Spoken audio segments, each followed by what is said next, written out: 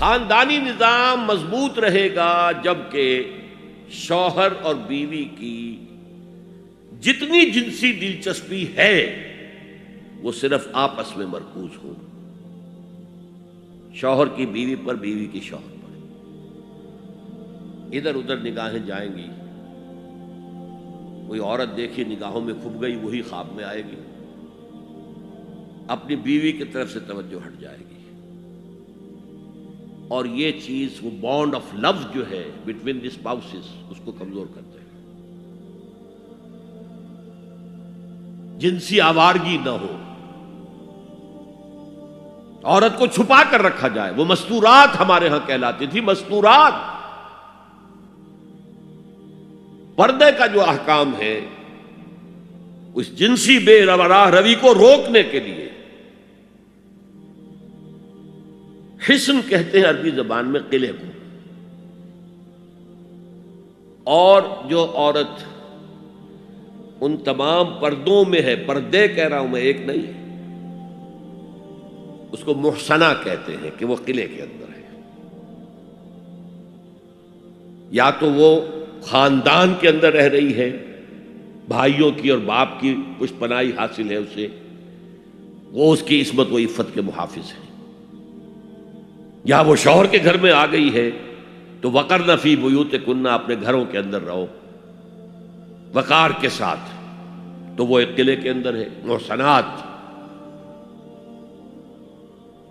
اب دیکھیے اس زمانے کی منافقت سب سے بڑی کیا ہے۔ ایک طرف نفسیات میں کہتے ہیں کہ فرائیڈ بابا آدم ہے، جدید نفسیات، اور وہ کہتا ہے کہ انسانوں میں سب سے بڑا جذبہ، سب سے بڑا موٹیو جنسی ہے۔ اللہ نے بڑی کشش رکھی، مرد میں عورت کے لیے، عورت میں مرد کے لیے، لیکن عورت پیسیو ہے مزاجن، وہ اقدام نہیں کرتی، آگے نہیں بڑھتی، مرد اقدام کرتا، آگے بڑھتا۔ یہ جو کشش ہے، اس کے نتیجے میں مرد اور عورت کے درمیان بے حجابی گویا کہ آگ پر تیل ڈالنا ہے، آگ بھڑکے گی۔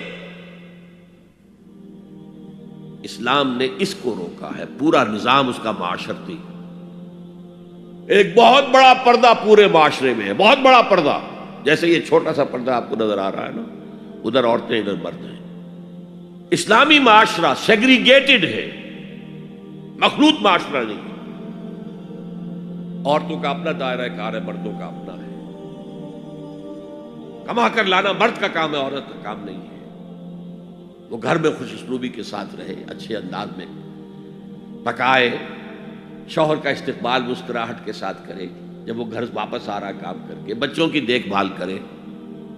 اور اس اعتبار سے میں کہا کرتا ہوں، قوم کا حال جو ہے پریزنٹ، یہ مردوں کے حوالے، اور قوم کا مستقبل عورتوں کے حوالے۔ مستقبل اگلی نسل، اس کی صحیح تربیت ہوگی، ماں کے دودھ کے ساتھ اس کے اندر اسلام اور ایمان کے جذبات جائیں گے۔ آج تو وہ دودھ پلانا بھی ختم ہوا، بوتل کا دودھ، ڈبے کا دودھ، جس کی وجہ سے ریسرچ یہ بتاتی ہے کہ کینسر آف بریسٹ کا سب سے بڑا سبب جو ہے دودھ نہ پلانا ہے، سب سے بڑا، اس لیے کہ اللہ تعالیٰ نے ہر عضو کا ایک فنکشن رکھا ہے، آپ فنکشن روک دیں گے اس میں خرابی آئے گی۔ آپ آنکھوں پر 1 سال تک پٹی باندھے رکھیے، آپ کی بینائی زائل ہو جائے گی، کیا کرنا پھر اب اس کا؟ آپ یہاں پر پلاسٹر چڑھا دیجئے، 1 سال تک جوڑ آپ کا جام ہو جائے گا، اب نہیں، آپ کھول دیجئے پلاسٹر، وہ ہلے گا ہی۔ تو اس اعتبار سے وہ جو اقبال کہتا ہے، مادراں را اسوہ کامل بطول، حضرت فاطمہ زہرا، ماؤں کے لیے کامل اسوہ حضرت فاطمہ رضی اللہ تعالیٰ، آسیہ گرداں و لب قرآن سرا، وہ چکی پیستی تھی اور زبان سے قرآن پڑھتی جاتی تھی. اور میں نے اپنے بچپن میں ایسی خواتین کو دیکھا ہے جو چکی پیس رہی ہیں، قرآن پڑھ رہی ہیں اور چھاتی سے بچہ چمٹا ہوا دودھ پی رہا ہے. اب وہ جو دودھ اس بچے کے حلق میں جا رہا ہے، پیٹ میں جا رہا ہے، اس کی کیا تاثیر ہوگی. بطول باش و پنہا شو ازی اسر کہ در آغوش شبیر بگیری. اے مسلمان عورت، بطول بن جا، زہرا بن جا، اور اس عصر سے پنہا ہو جا، چھپ جا، علیحدہ ہو جا، تاکہ تیرے آغوش میں حسین جیسا بچہ پیدا ہو. یہ پہلا ہے حجاب، سیگریگیشن آف سیکسز. میں نے ضیاء الحق صاحب سے کہا تھا، کیونکہ ان کی شورا میں شمولیت کی میں نے جو ہے دعوت قبول کر لی تھی.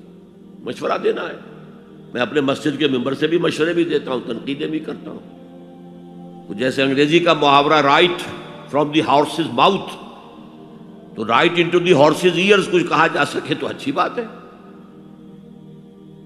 میں نے ان سے کہا آپ نے پی آئی اے کو ڈرائی کر دیا، شراب بند کر دی، اچھا کام کیا، بہت عمدہ کیا. دنیا تو یہی کہے گی نا کہ دقیانوسی ہیں، چلیے برداشت کریں.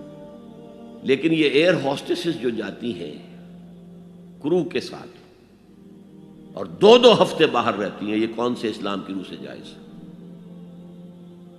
عورت محرم کے بغیر حج کو نہیں جا سکتی، محرم کے بغیر عمرے کے لیے نہیں جا سکتی. اور یہ قانون تھا پاکستان. میں نے کہا آپ عورت کو نہیں جانے دیتے حج کے لیے، حالانکہ وہ ادھیڑ عمر کی ہوتی ہے، عموماً بوڑھی ہوتی ہیں. ہمارے یہاں جوانی میں کون کرتا ہے حج؟ بہت شاذ. یہ تو آپ کو نظر آئے گا جاوا، سماٹرا، انڈونیشیا، ملائیشیا، وہاں سے جوان جوڑے نکاح کے بعد پہلا کام حج. لیکن ہمارے ہاں تو بڈھے ٹھہرے گئے ہوئے ہوتے، اور پہلے زمانے میں تو ان کو رخصت کر دیتے تھے کہ بس رخصت ہی ہو جائیں گے، یہ واپس نہیں آئیں گے. تو میں نے کہا یہ کون سا اسلام ہے؟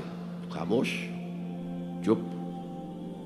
میں نے کہا یہ ناشتے کی ٹرے اور کھانے کی ٹرے مرد نہیں رکھ سکتے سامنے. میرے خلاف باقاعدہ خواتین نے جلوس نکالے پاکستان میں جب میں نے پردے کی بات کی.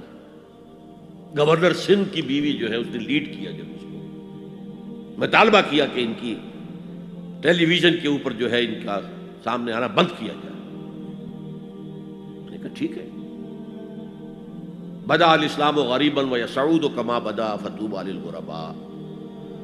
اسلام شروع ہوا تھا تو اسی حالت میں تھا کہ کوئی اس کو جانتا پہچانتا نہیں تھا. پھر جب اسلام غالب ہو گیا تو طاقتور کے تو سبھی دوست ہیں، سبھی پہچاننے والے ہیں. لیکن ان قریب اسلام پھر غریب ہو جائے گا. تو جو اسلام کی غربت کے ساتھ خود غریب ہو جائیں ان کے لیے مبارکباد. اسلام کا دامن نہ چھوڑیں، چاہے انہیں کہا جائے کہ یہ تو بڑے ہی دقیانوسی لوگ ہیں، بڑے کٹر لوگ ہیں. میں نے اس زمانے میں چیلنج کیا تھا، مجھے بتاؤ کیا فرق واقع ہوتا. آپ کہیں گے عورتوں کو اگر ہم گھر میں بٹھائیں تو ہماری اکانومی سفر کرے گی، آدھی ہماری جو ہے لیبر وہ کام نہیں کرے گی. میں نے کہا where there's a will there's a way.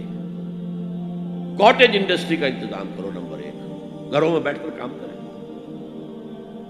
دوسری جنگ عظیم کے دوران ایک بڑا علاقہ تھا دلی میں جس کا ہر گھر کارخانہ بنا ہوا تھا. کرخندار، یہ ایک قوم کا نام پڑ گیا، کرخندار.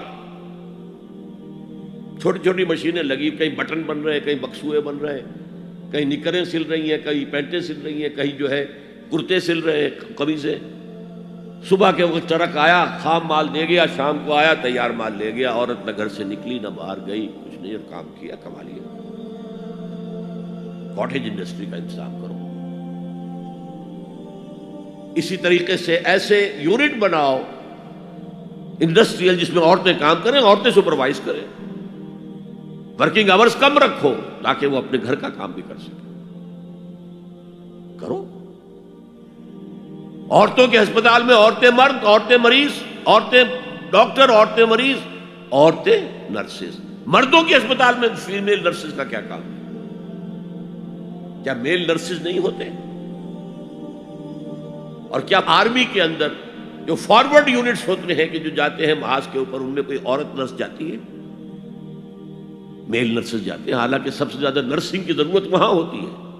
کسی کا بازو اڑ گیا ہے، کسی کی ٹانگ اڑ گئی ہے، کسی کے پیٹ میں آ کر کسی بم کا ٹکڑا جو ہے لگایا، تڑیاں باہر نکلی ہوئی ہیں، تو نرسنگ سب سے زیادہ وہاں ضروری ہے۔ وہاں تو فیمیل نرسز نہیں ہوتی، میل ہوتے ہیں۔